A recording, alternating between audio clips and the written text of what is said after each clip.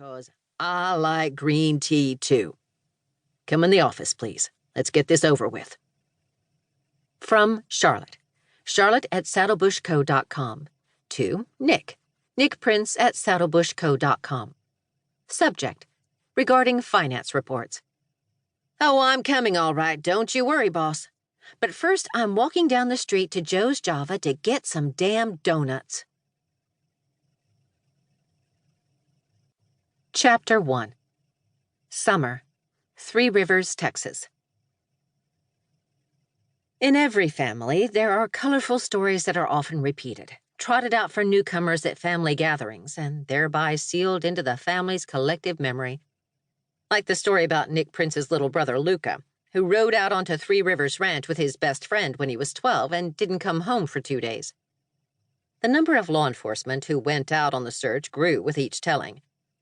Nick was 14 when Luca disappeared, and what he remembered was ranch hands, along with a couple of sheriff's deputies riding out to look for the boys. Of course, Luca and Brandon had no idea they were missing. To this day, Luca maintained he'd been pretty clear with his mother that he'd gone camping. His mother remembered it differently. And then there was the story about Nick's only sister and Luca's twin, Hallie. She'd been a promising ballerina and had danced in the Ballet San Antonio's production of The Nutcracker when she was a teen. The way the family liked to tell it was that Hallie had taken flight in a spectacular jump and crashed into a cardboard tree that was part of the set. That brought the house down, as the telling went. What Nick remembered was that she'd fallen off the point of her shoe and had stumbled a little, and that no one had noticed but the princes. Hallie would roll her eyes every time this story was told and declare she'd never had harsher critics than her own family. And Nick? Well, he was the one born with a broken heart. Apparently, he was pretty colicky in the first months of his life and had cried so much that his maternal great-grandmother would hand him back to his mother and say, "I don't know what to do with a baby born with a broken heart."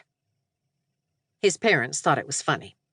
Easter Sundays were the preferred time to bring the story out for guests. His dad would say, "Alberta was so convinced Nick over here was put on this earth to endure some great tragedy. And really, all he had was gas. Isn't that right, Nicky?" He would invariably clap a beefy hand on Nick's shoulder so hard as to make his eyes water. "Grandmother couldn't look that old hound dog in the eye either, remember?" his mother would say. "Said he looked so sad she couldn't bear to know the tragedy he'd suffered." "The only tragedy that dog ever suffered was how fat you let him get," his father would counter. And that would spark an argument between Nick's parents over their conflicting ideas about the care and feeding of family dogs. To the rest of the family, the being born with a broken heart theory was a great way to explain Nick's general sense of malaise. Yes, he could be a grump. He knew that about himself and would own it. He didn't like being a grump. But let anyone who criticized him spend one afternoon separating calves from their mothers and listening to them bawl. Oh, was that too hard for all the drugstore cowboys out there? And try branding a cow with a red-hot iron. Nick hated hurting animals, but unfortunately, that was part of ranch life. Electronic ear tags were easily removed by modern-day cattle rustlers, and on a spread the size of 3 rivers, the only way to keep the ranch's superior cattle from being stolen and sold at auction was to brand them.